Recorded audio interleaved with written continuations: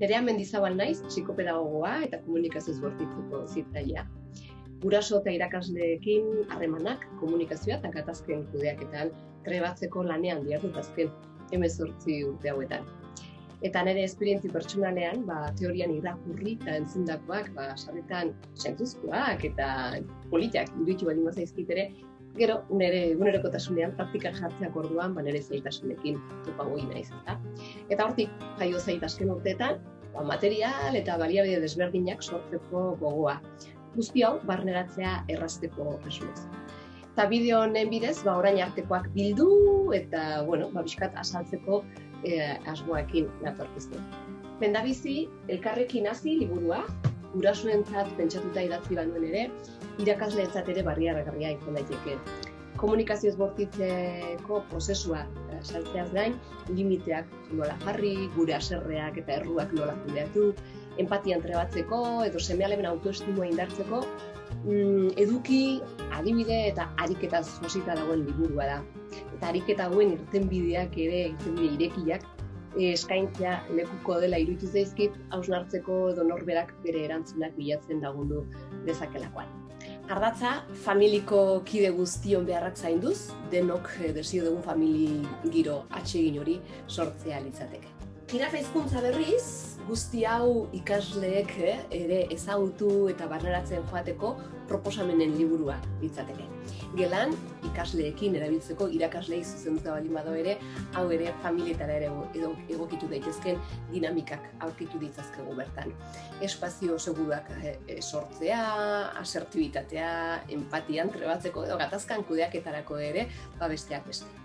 Ez da eduki teorikoen liburu bat, horri bakoitza, ariketa edo fitxa bat dago, eta bertan proposamen horren, prozedura agertzen baldin bada ere, ze ekintza mota dan, ze adinetako, edo zenbateko ikasle kopuruarekin egitea gomendatzen den, ze material beharko lirateken, eta batez ere ze helburu edo ze zeharkako konpetentzi landuko genituzkeen jasota dago bertan.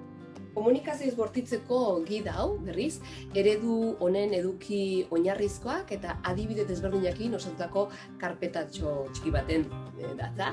Bertan, diptiko eta triptikoen bidetartez, laburpen zehatz eta osoekin, egoera konkretuak lantzeko baliabidea proposa suertatzen da, norbere eta besteren esperientziak argitzeko, eta, erraminta guzti hauetan ere trebatzen joateko.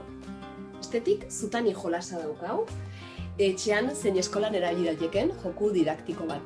Gatazken kudeaketarako, edo adimen emozional edo razionaleako sortutako materiala bat da. Bertan, sentimentu eta beharren karta barajak, berauen katalogo bat, puzzle bat, aurkitu daiteke, eta modu divertigarri eta erakargarrian guztiak kontutan hartuko dituzten konponbideak bilatzea bultzatzen gaitu. Material honekin proposamen ugari eraman ditzazkegu aurrera, batzuk ezagutzen ditugunak, bikoteak bilatzea, emintziozkas, makizenetan, eta beste batzuk, proposamen eta hauetara egokitu daitezkenak, ezta? Bingoan edo zein da zein, eta bar. Jolasen bidez, gure beharren eta emozioen hiztegia ere, aberastzeaz gain, elkar ulertzeaz osatzeko aukerak eskaini izazkiguke. Eta azkenik, zutani jolasean oinarrituta, haur, gazte eta helduentzat zuzendutako aplikazio bat ere sortu dut. Honek ere, jolas proposamenak jasotzen dituera. Komunikazioz bortitzekan praktikatzeko, emozioak ezagutzeko, egoera zehatzak ere lantzen lagundu eitzakeen aplikazio bat da. Web horrian, baliabideen atalean aurkituko ezue, doainik, eta nahi izan ez gero, tabletara edo mugikorrea ere jaistea izango ezue. Azken baliabide hau modu digitala iritsi zaian bezala, formazioak ere digitalki eskuratzeko aukera prestatzen nahi naiz, eta informatuta egotea nahi baldin baduzue, nereamendizabal.eus horrian informazioa eskaintzen joango gea, eta Instagram edo Facebooken ere jarraitzen baldin badiazue, informazioaz gain eduki desberdinak eskuratzen joango zea.